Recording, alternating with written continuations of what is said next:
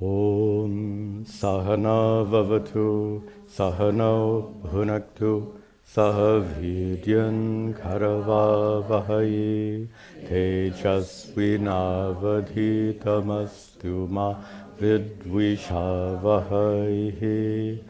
Om Shanti Shanti Shanti. Chaitanyam Sarvagam Sarvam Sarvabhuta Guhashayam Yat Sarva Vishayatitam Tasmai Sarvavide Namaha. Om. Very good. Welcome to you all. Welcome also to the many students attending these classes online. We continue our study of the 18th chapter of Upadesha Sahasri, Tattvamasi Prakarana, certainly the longest and arguably the most important chapter. In our previous class, Shankara began an interesting discussion about words. And like it or not, we have no other way to communicate except for the use of words, even though we admit the limitations of words. We don't have to get into all of that. You know very well from our prior discussions that words are highly limited, yet if we use them appropriately, they can be really useful. They can also get us into lots of trouble. And by the way, I'm not referring to politics. And of course, in politics, boy, words can... You use one wrong word. You think of this is a complete aside. Think of a politician who's being interviewed. That politician uses one wrong word. Have you ever misspoken? We all may. But when that politician speaks one wrong word on a national newscast, my gosh, it's like the sky is falling. Anyway, thank goodness none of us are in that situation. But when I say words get us in trouble, we use words to label ourselves. And not only that, but isn't it interesting we think in words? By the way, that doesn't necessarily need to be so. I think most of us here in this room, we would ordinarily think in words. If English was not your main language, you might remember the day when you thought in your matrabhasha, your mother tongue. So now your thinking has changed from one language to another, but it's still in words. Think about a famous artist who spends 12 hours a day painting and the rest of the day listening to music. Do you think that artist necessarily thinks in words? Might not. Illustrating my point that it's not necessarily so that we think in words. We do think in words. We're trapped in a net of words, and those words get us in trouble when we say, I am, and then there's a blank. Whatever you put into that blank, you're likely to get into trouble. And when I say get into trouble, I mean that word is likely to be an attribute of your body, an attribute of your mind, or an attribute of something else important in your life. Think about it. When you say, I am, what would you put in that blank? Almost everything you'd put in that blank is with regard to your body, mind, and your social situation. And of course, any attribute of your body belongs to your body. Any attribute of your mind belongs to your mind.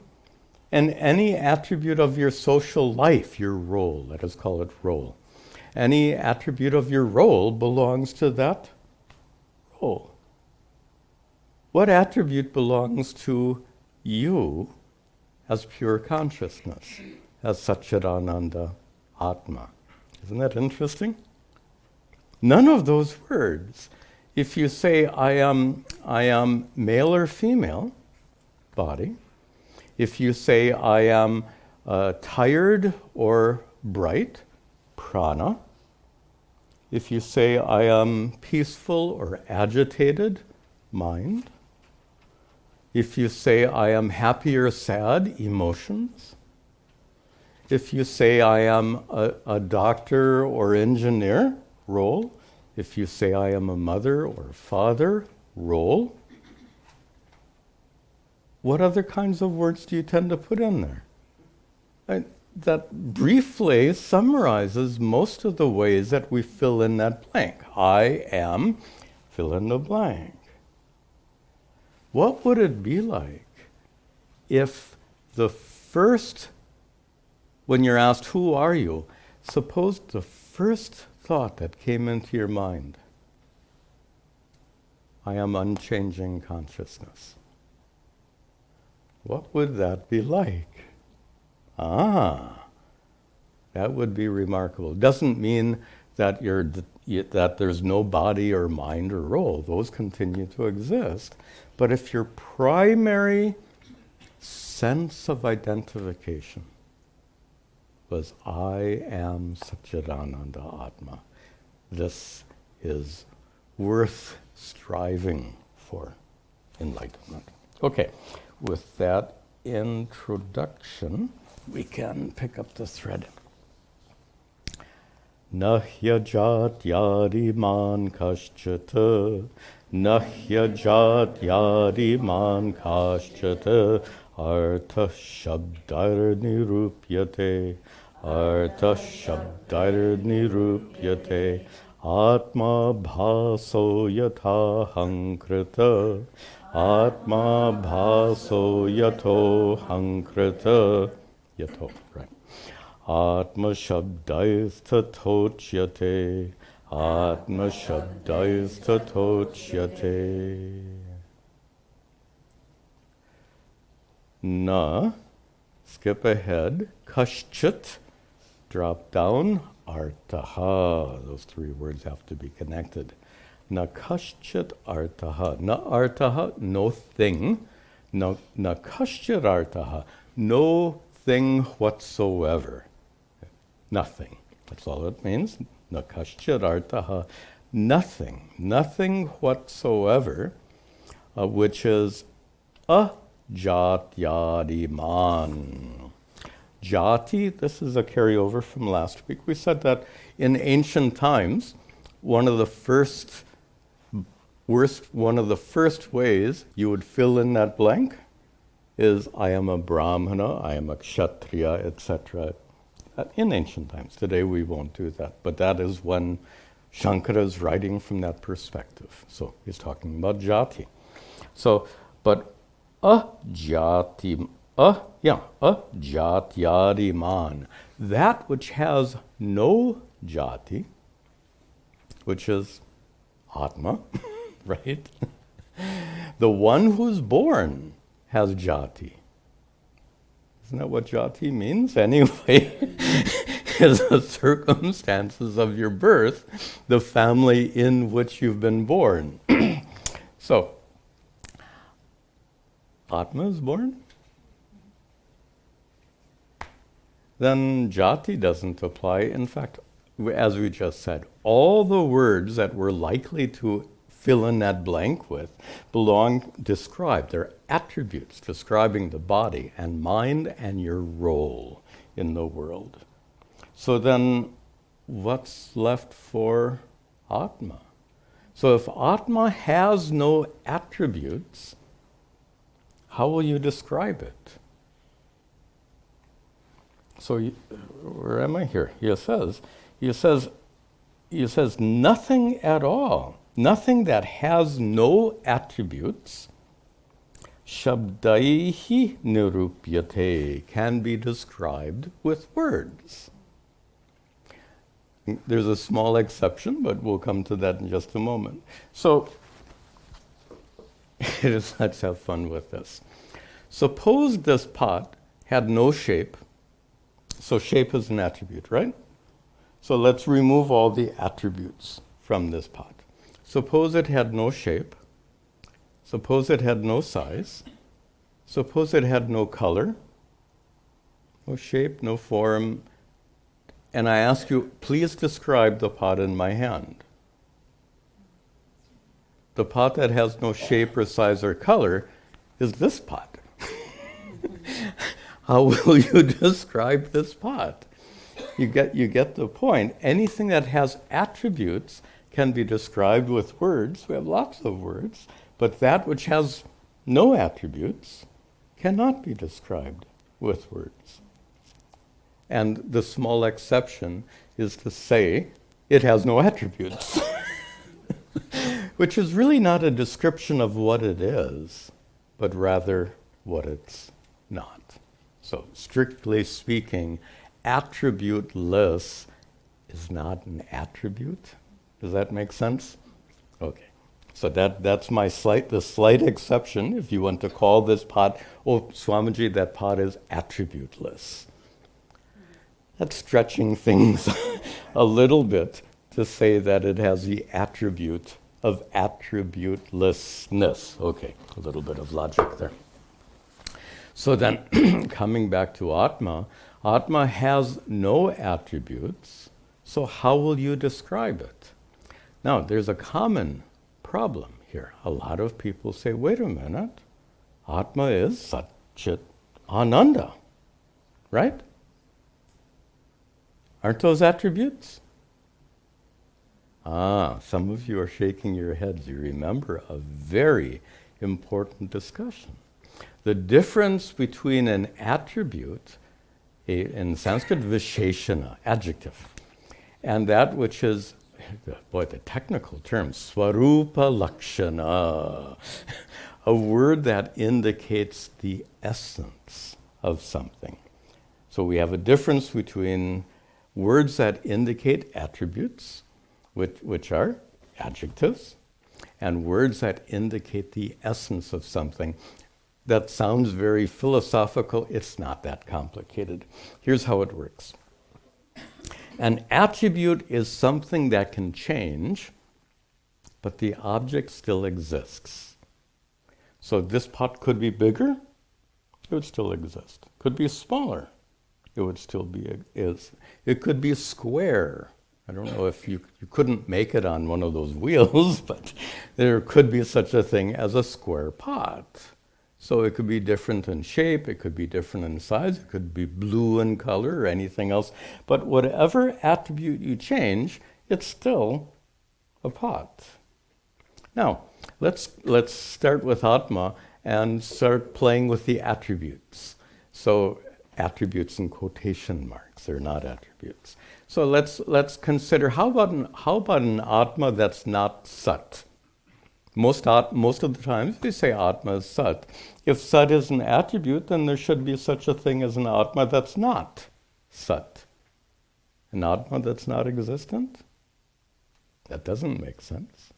If Chit is an attribute, then we should be able to at least conceive of an Atma that is not Chit, not conscious. That's also counterintuitive. There's no such thing as an Atma, which is not consciousness by our very definition of Atma. And then Ananda. You say, but when Atma is sad. Wait a minute. Atman doesn't get sad. It's the mind that gets sad. Ananda is a word that refers to the fullness or completeness, the perfection of Atma, why it's called inner divinity.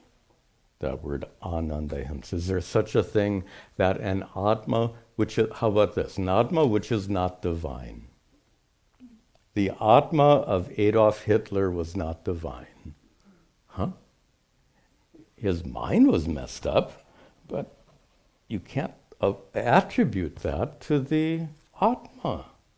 So you get the point, Sat-chit-ananda are not attributes in and we use a technical term, they are swarupa lakshana. Lakshana here is a word that indicates, and a word that indicates the swarupa, the essential nature of something. So therefore, what Shankara says here is absolutely true, that nothing without attributes can be described. That word describe means describe the attributes, not describe the swarupa. We do have words for the swarupa. Then he continues. Oh, I have one note here. That if nothing without attributes, Shankara is just so brilliant in his flow of ideas because it's based on sound reasoning. If you listen to, you've all had the experience of hearing a lecture or reading a book, maybe on Vedanta or something else, and everything that's being taught, everything that's being said makes sense, but it doesn't hang together. It doesn't make sense to you, and it doesn't really click or make sense because it's not following a logical flow. Shankara always has a logical development because, as you've heard me say many times, these teachings do not convey information. These teachings comprise a method. And by definition, a method should be methodical.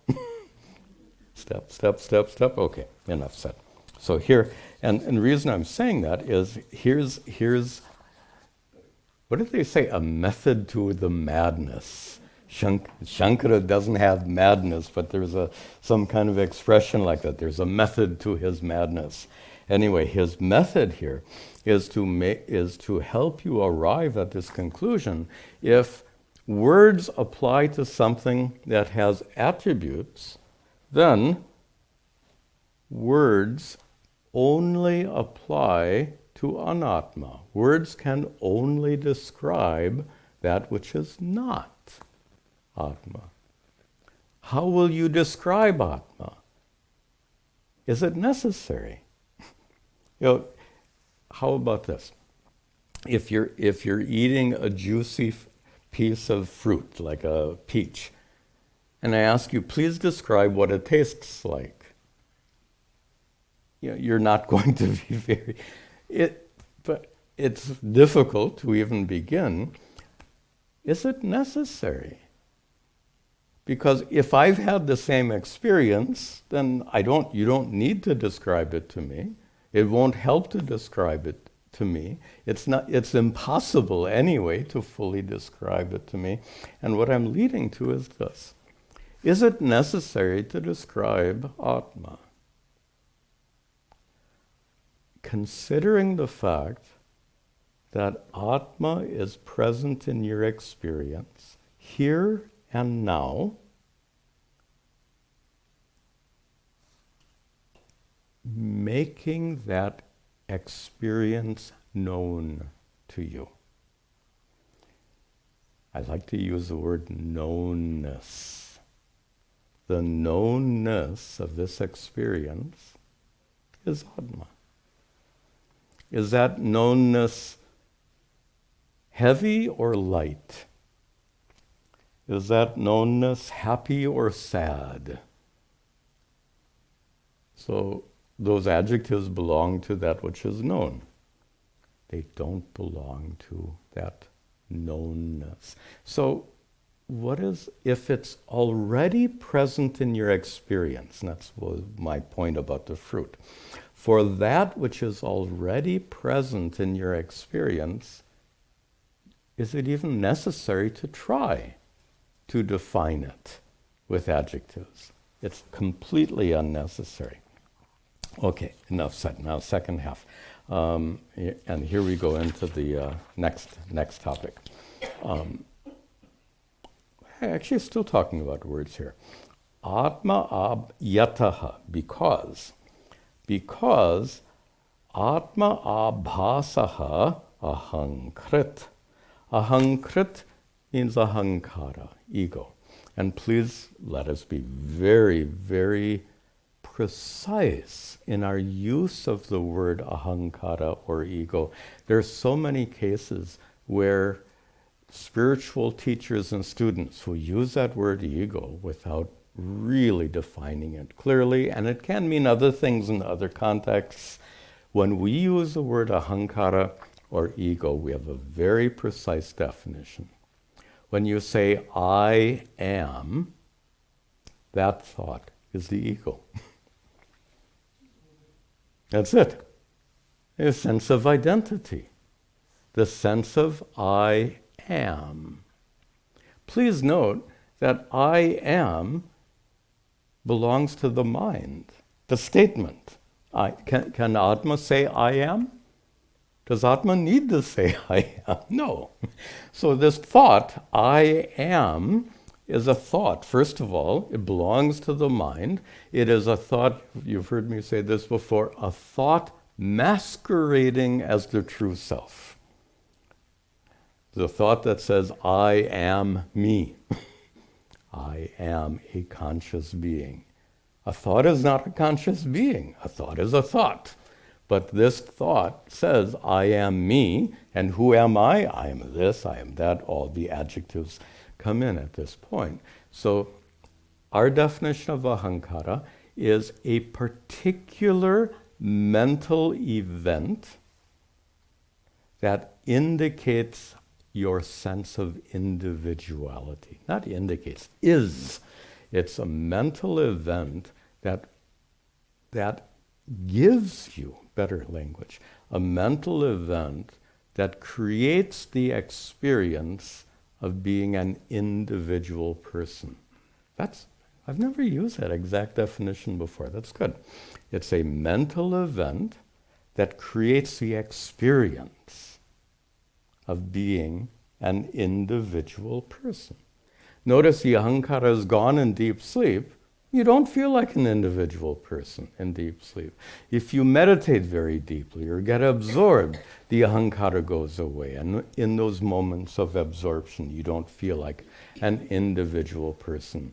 So and what's new about that definition, first time I've used the word experience in that definition. And I think it's very helpful. Ahankara is a mental event, means something happening in your mind, that creates the experience of being an individual person. I like that definition very much. I've never used that word experience before. I think it's very helpful. So that ahankara, here called ahankrit, Shankara says it is atma-abhasa. It is an abhasa, has many meanings. Here let's take, often reflection or manifestation. In this case, it's representation, what did I say here? Resembles. It's a resemblance. So that ahankara is atma-abhasa. It resembles the self. How does it resemble the self? It says, I am. Atma doesn't say, I am. But let's be a little bit more clear. The experience is not simply I am. That doesn't describe an experience, right? Until you fill in the blank. So let's go for the most fundamental definition. I am, when you say I am me, what does that mean? I am a conscious being. What did they say in mathematics? They have this concept of lowest common denominator. And to me, that's kind of what this represents. You can't have anything simpler in that filling in the blank. I am a conscious being. And notice, conscious and being are really not adjectives, are they? Are they? So if they are adjectives that describe you, then I am should still exist if you're not conscious, or if there's no being, if you don't exist. Well, guess what? Conscious being is the word sat, and conscious is the word chit. So that's why it's the lowest common denominator, the simplest and most correct definition, self-definition. I am a conscious being. That experience is ahankara. Notice that when your mind is, when you are like in meditation, when that sense of, when that experience, I am a conscious being, is a thought in your mind, when that thought goes away, do you cease being a conscious being? You still exist, and you're still conscious. That thought is gone.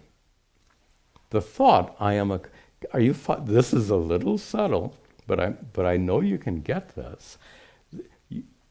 The thought, I am a conscious being, can go away, like it does in deep meditation or deep sleep, but you're still there.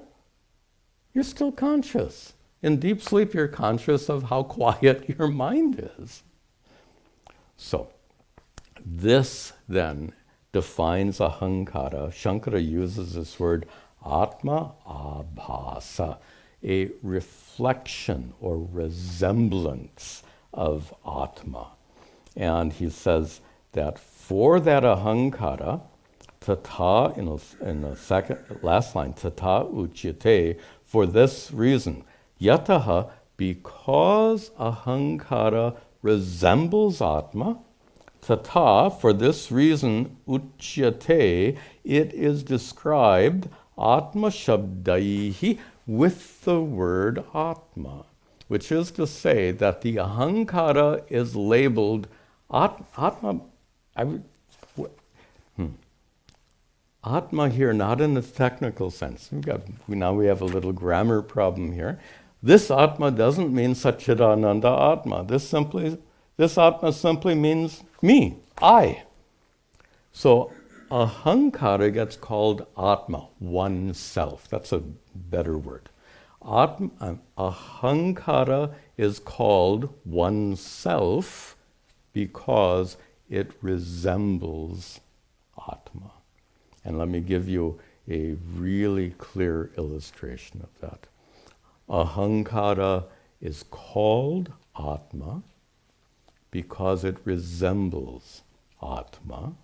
And the explanation you've probably heard from me before, and that is when you are listening, it's the example of a state of absorption, not meditation, but a state of absorption, like if you're listening to your favorite music. By the way, wear headphones. If you wear headphones and listen to your favorite music, it can be so amazing. And you can get so absorbed in that music, you have that feeling of fading away into the music, getting lost in the music. Okay, you know that feeling. So when you get lost in the music, what do you say? I got lost in the music, right? You didn't say my mind got lost. You certainly don't say, oh, my ahankara got lost in the music. Although if you're an Advaitin, you might say that. Present company here, you might actually say that when that would be actually quite correct. But in common parlance, no one uses that expression. I got lost in the music. And that describes so clearly how we use the word I to describe ahankara, oneself. I got lost in the music. Okay, now this idea of atma-abhasa as abhasa very commonly as a reflection. And very often we say that there's a reflection of consciousness in the mind, a reflection of consciousness in our thoughts. And Shankara is going to use that metaphor, and in fact, we'll explain it quite a bit. So let's see that in the next verse. Yes. Mukharanyo mukhabhaso, mukharanyo mukhabhaso, yatha darshanukarataha, Yatha darshanukarataha abhasan mukamapyeva abhasan mukamapyeva adharsananuvartanat abharsananuvartanat. And if any of you are printing out the slides, they're available on our website, the new batch of slides. All right. So, the metaphor. Before we see the verse, let's get the metaphor. So Shankara is saying that there is a resemblance of Atma in the ego. The ego is a resemblance of Atma, and the metaphor he's introducing in this verse, we'll see the words in just a moment, is like when you look into a mirror. And it's quite a good metaphor, because who do you see in the mirror? Me. It's a reflection of me. I am yes, we know it's your face. but that's what you... By the way, when you look in the mirror, do you say, oh, my head is being reflected? You won't even say my face is being reflected. You say, it is a reflection of me. I am being reflected. And in the same way, ego is a reflection of I. When you see the reflection, you say, I. When the ahankara is present, you say, I. That's me. The one who says, I am, is me. The one who's present in the mirror is me. So this is a metaphor. He says, and he's making the observation that mukhat anyaha mukha abhasaha. That the mukha abhasa, the reflection of your face in the mirror, is mukhat anyaha, not the same as your face. The reflection is here, your face is here. They're not the same thing. Resemblance. The word abhasa here is used. Resemblance or reflection. So what appears in the mirror is not your face. Your face is stuck on your head, right? So your face being stuck on your head is not in the mirror, it's a resemblance that appears in your mirror. So Shankara is pointing out the obvious. Mukha abhasaha, that image in the mirror, is mukharanyaha. It is separate from the mirror. Why? And now we get some interesting details here. Yatha, because it is yatha adarsha anukarataha. Adarsha is mirror. And it is anukarataha. The image literally follows the image follows anukarataha, because the image follows the adarsha, the mirror. Now, what does it mean to say that the image follows the mirror? Well, you know this. If you tilt the mirror, your head moves. If you tilt it the other way, your head moves the other way. If you tilt it up, you see your chin, very big and prominent. If you tilt it down, you see your forehead, very big and prominent. If the mirror is dirty, I don't think people would do this, but suppose there's a spot of dirt on your mirror.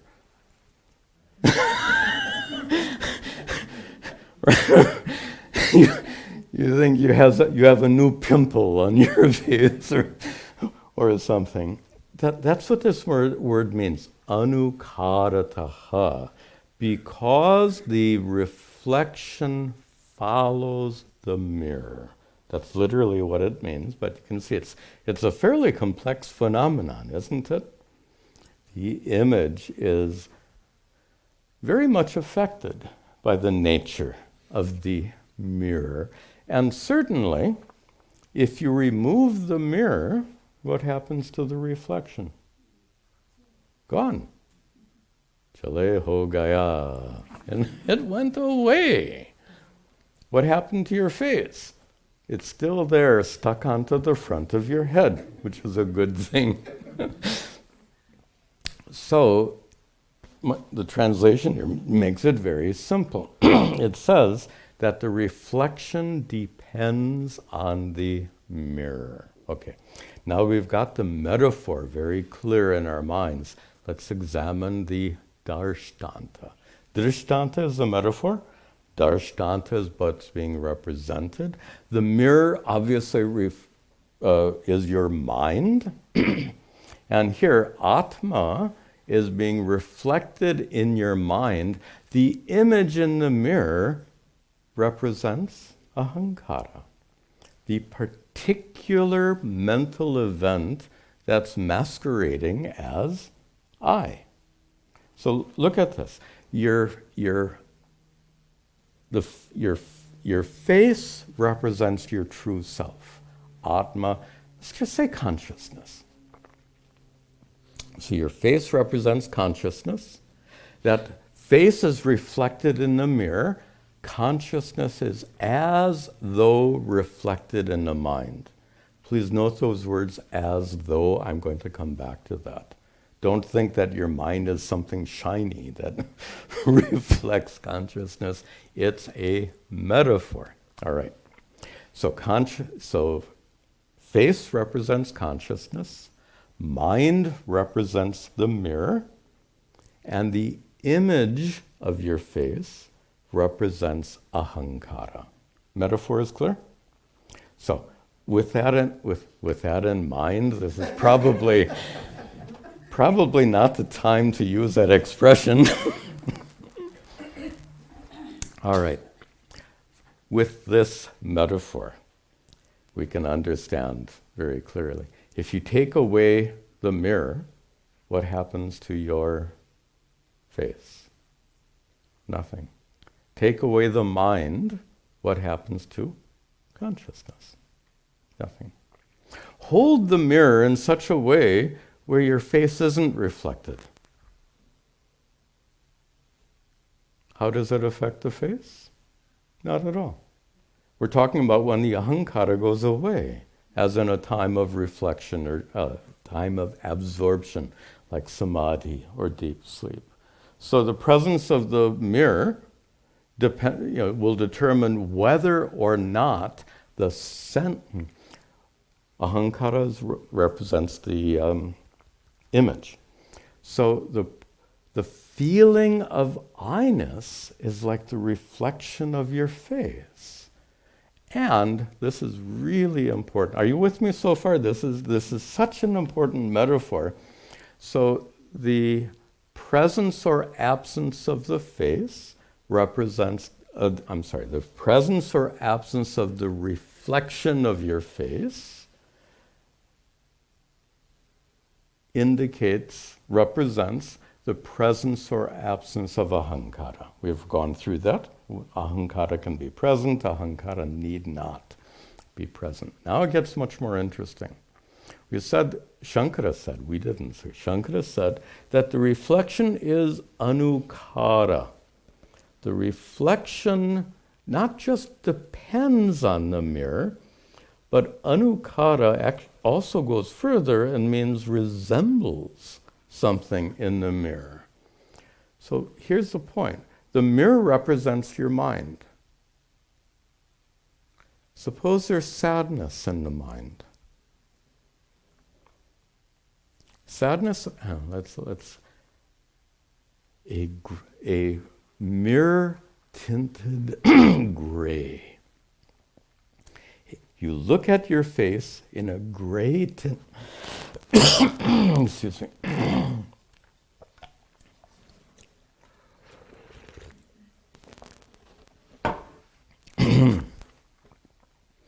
If you look at your face in a gray-tinted mirror, you see a gray face. Imagine the ahankara reflected in a mind that has sadness. Sadness colors the mind.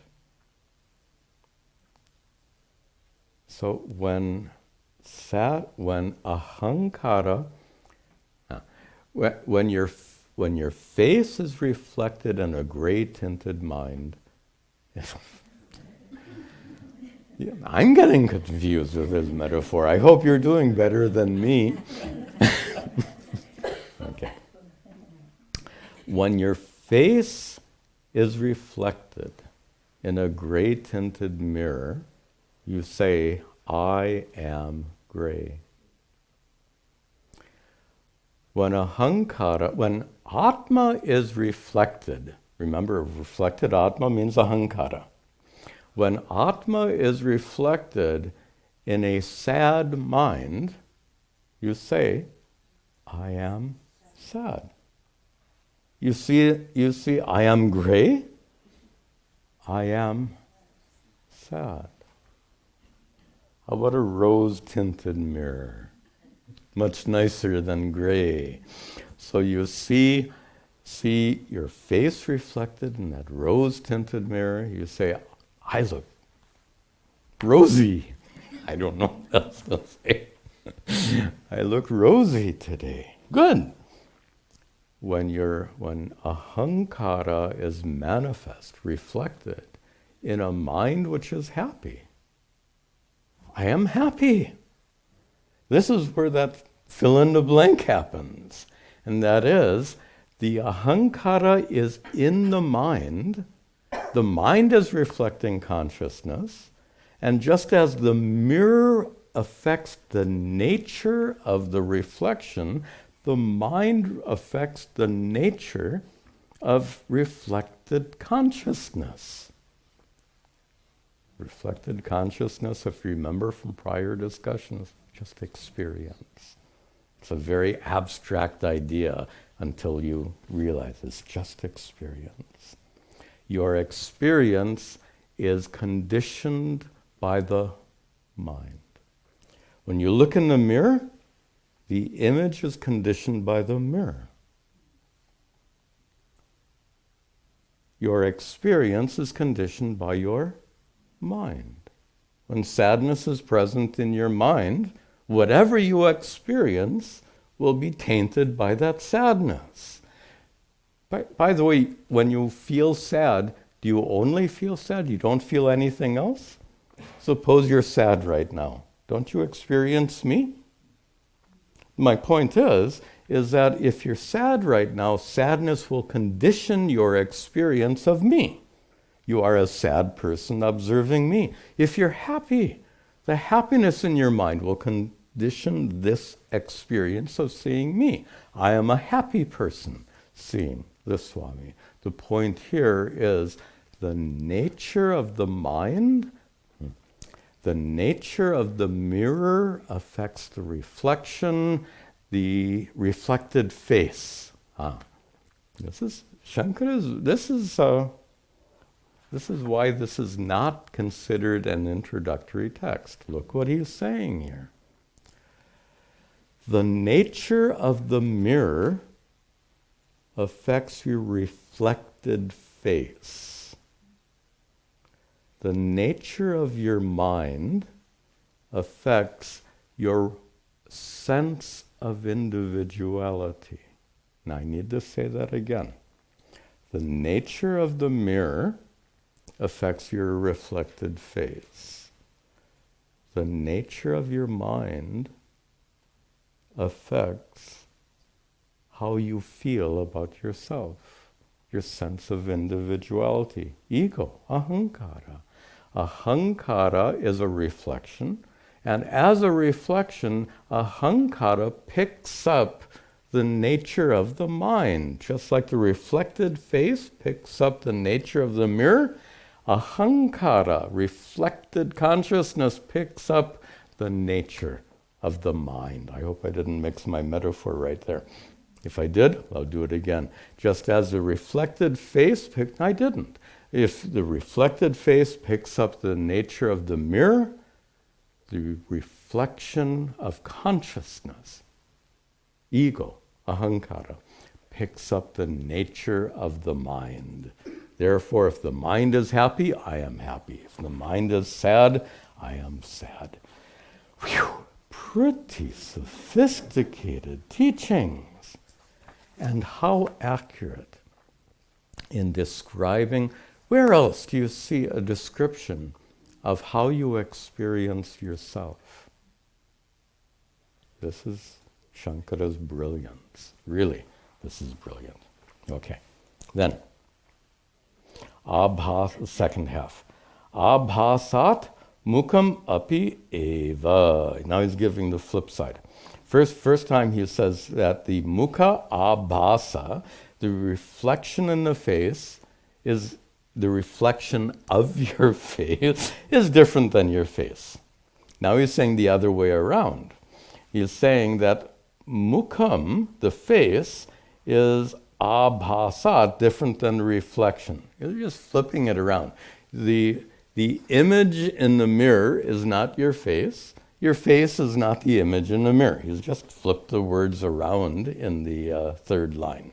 So the reflection is not the face is not the reflection, drishtanta.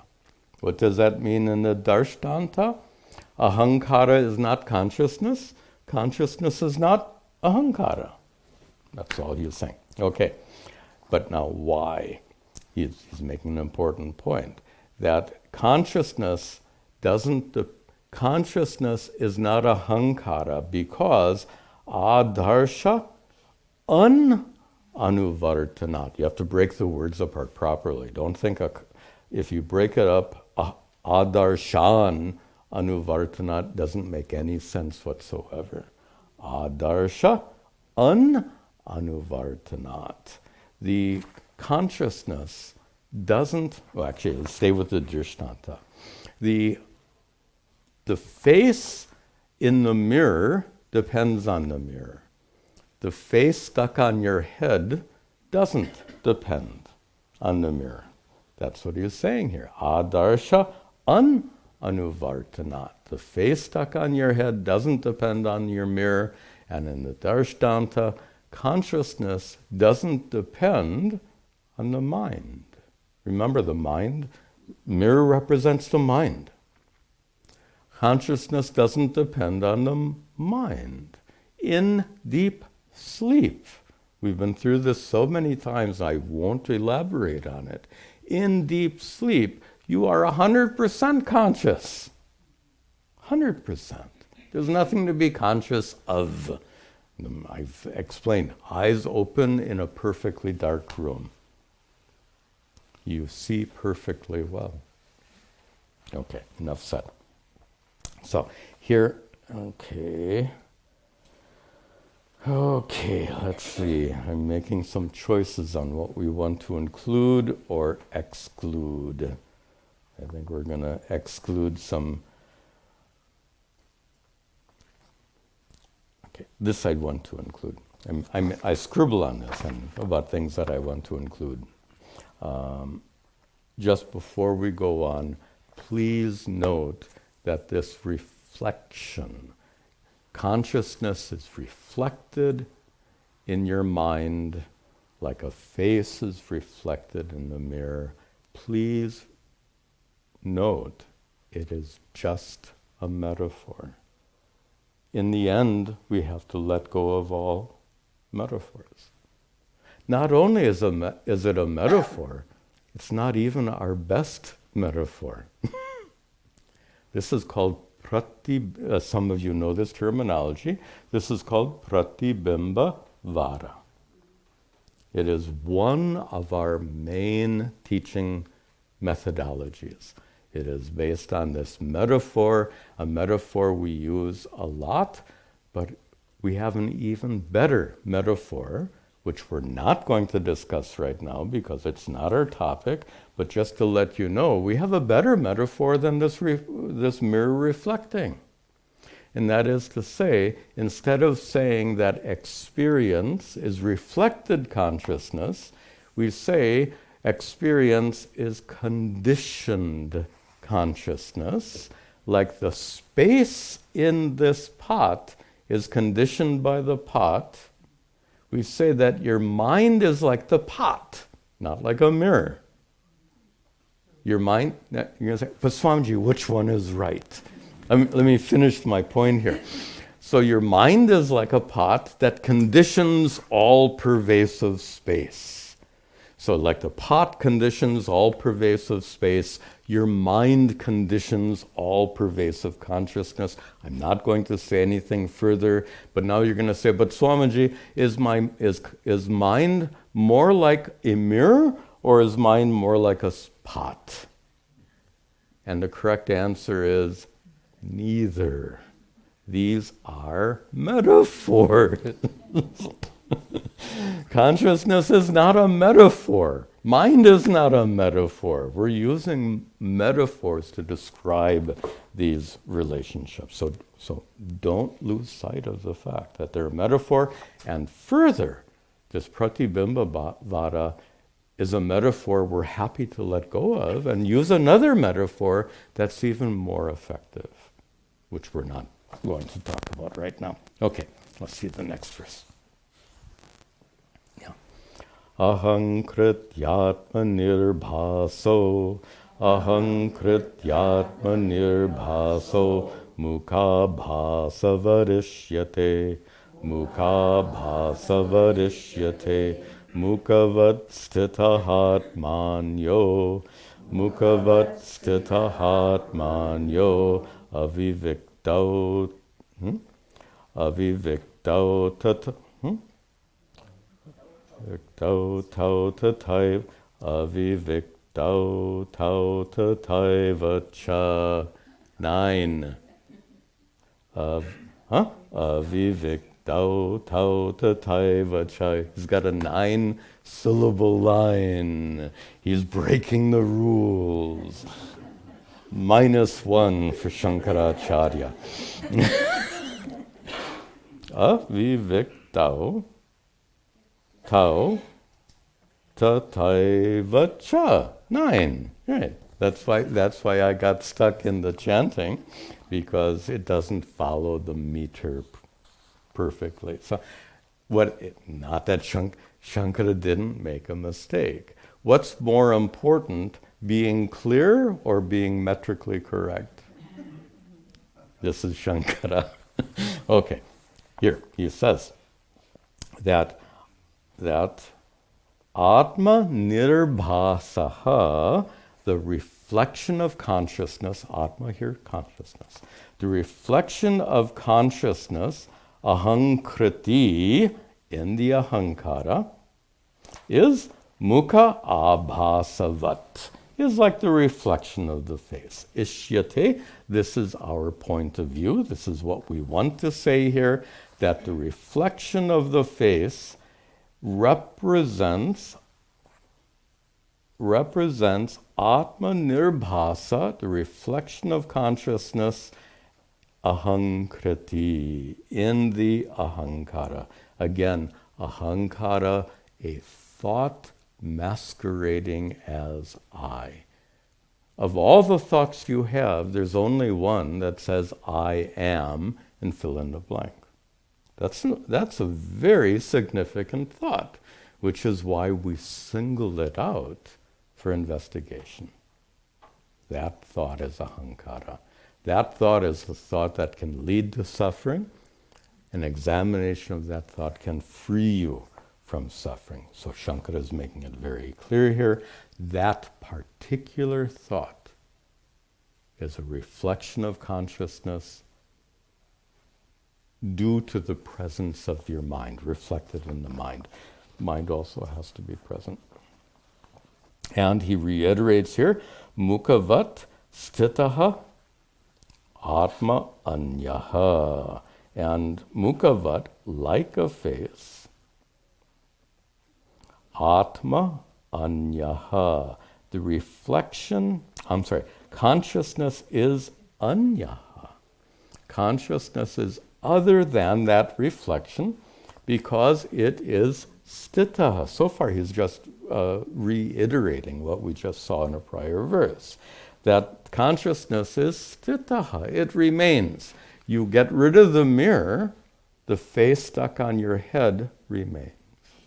Get rid of your mind, consciousness remains. It is sthitaha. It is abiding. Now, so far this is reiteration.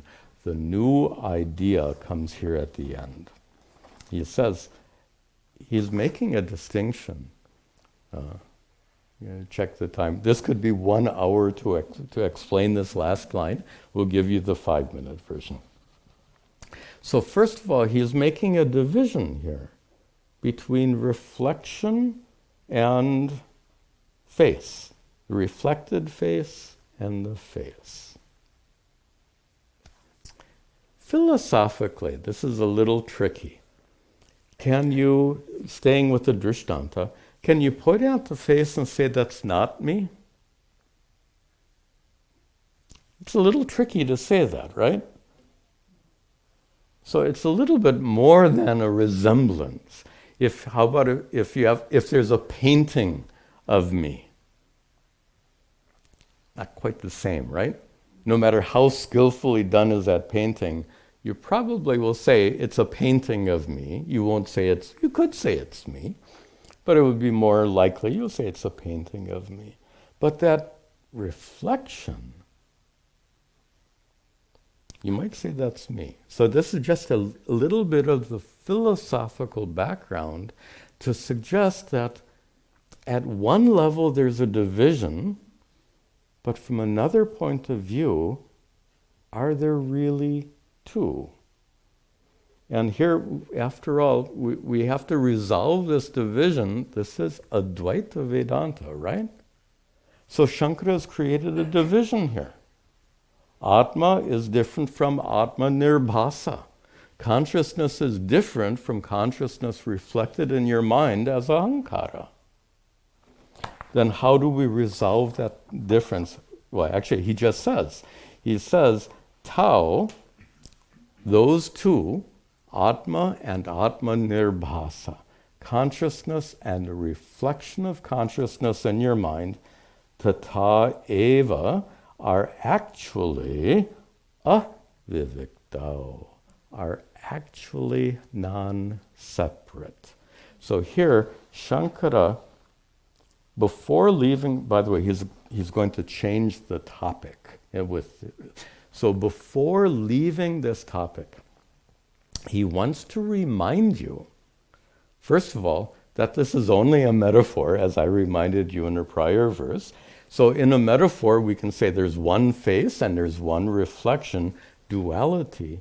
Shankara here, by saying those two, the face and your reflection, are from another perspective, they're one and the same. As I said, you won't say it's not me. It is me. So the duality can be resolved, and here, the duality between consciousness and its reflection in the mind can also be resolved. The duality can be resolved. In the end, he says they are avivikta, they're non-separate. The other metaphor, I said mind is not like a mirror, it's like a pot. So mind like a mirror, we call pratibimba-vada. Mind is like a pot, which we're not going to discuss, is called avacheda-vada. It resolves a duality, but we're not going to talk about that. We are going to stay with pratibimba-vada, and just to point, Shankara is just hinting. It's good because he's already talked about this earlier in the text. So let me just describe briefly what he's hinting at. He's saying that the reflection of consciousness is not different from consciousness. And he's just hinting. He's not explaining how. Allow me to explain how. Remember, you've seen my diagram of light shining from the sun on a pot of water and being reflected. A little bit of physics of light. Did you Remember, a whole college course just on the physics of light. That's what we studied as young engineering students. Okay, in that course, what we learned is this is incident light, this is reflected light, right? Incident light, reflected light. Incident light is light. Reflected light is light. Avivikta. They're not different. So Shankara here, by making this observation, in this metaphor, we treat consciousness and its reflection as different, but ultimately they're resolved. One consciousness. Avivikta, non-separate. He's not explaining, he's just hinting. Remember when we talked about this long ago, he's suggesting. Okay, when we meet next time, we start a new topic in this chapter. We'll conclude with a prayer.